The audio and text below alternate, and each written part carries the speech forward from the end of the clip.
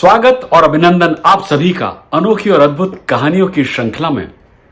कहते हैं कि पोषण, आश्रय और साहचर्य के बाद कहानियां वो चीज हैं जिनकी हमें दुनिया में सबसे ज्यादा जरूरत है। हम एक प्रजाति के रूप में कहानी के आदी हैं।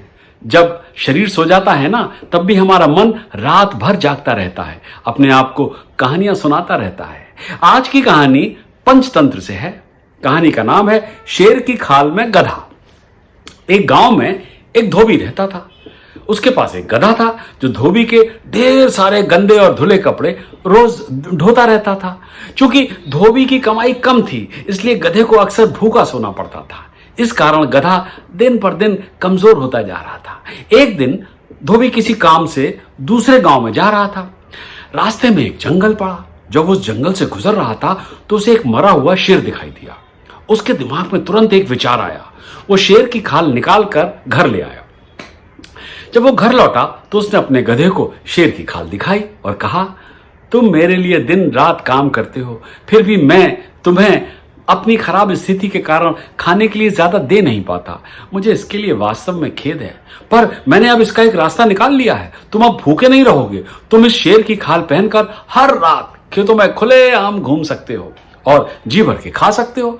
तुम्हें शेर समझकर कोई भी तुम्हारे पास आने की हिम्मत नहीं करेगा। यह सुनकर गधा खुश हो गया। उस रात उसने शेर की खाल पहनी और एक किसान के खेत में घुस गया। उसने भर पेट खाया। किसान ने उसे देखा, लेकिन कुछ करने की हिम्मत नहीं थी। यह सिलसिला कई दिनों तक चला और जल्दी ही गधा स्वस्थ और मजबूत हो गया। एक रात गधा हमेशा की तरह शेर की खाल पहनकर एक खेत में चल रहा था। तभी कहीं से उसे एक और गधे के रेंगने की आवाज सुनाई दी।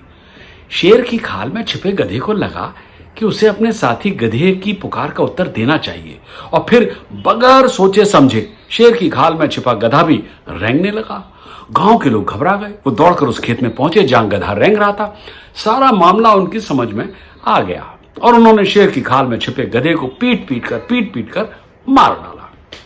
सुबह जब धोबी अपने गधे को ढूंढते हुए खेत में पहुंचा तो गधे को जमीन पर मरा हुआ देखकर दंग रह गया। वो समझ नहीं पाया कि आखिर हुआ क्या था। बहुत सोचने के बाद कारण उसकी समझ में आ गया। फिर धोबी ने उदास होकर सिर हिलाया और कहा, काश मेरा गधा चुप रहता। कहानी खत्म। हाँ, क्या सबक मिला हमें इस कहानी से? यही कि एक मूर्ख अपने पहनावे और रंग रूप से धोखा दे सकता है, लेकिन वाणी जल्दी ही उसकी वास्तविकता की पोल खोल देती है। और इसीलिए कभी किसी और के रूप में दिखावा मत कीजिए। एक अन्य स्तर पर कहानी यह भी कहती है कि आप जो हैं वही होने का दिखावा करना काफी नहीं है। आपको वास्तव में वही होना चाहिए जो आप कहते हैं कि आप हैं। नहीं तो एक ना दिन आपका असली रूप सामने आ ही जाएगा और लोग आपकी झूठ की पहचान कर लेंगे। किसी ने सच ही कहा है कि चुप रहकर मूर्ख समझा जाना बेहतर है, ना कि मुंह खोलकर बताना कि वे वाकई मूर्ख हैं। अगली बार फिर एक अद्भुत कहानी, फिर एक सबक, ऐसे ही अनोखे अंदाज में।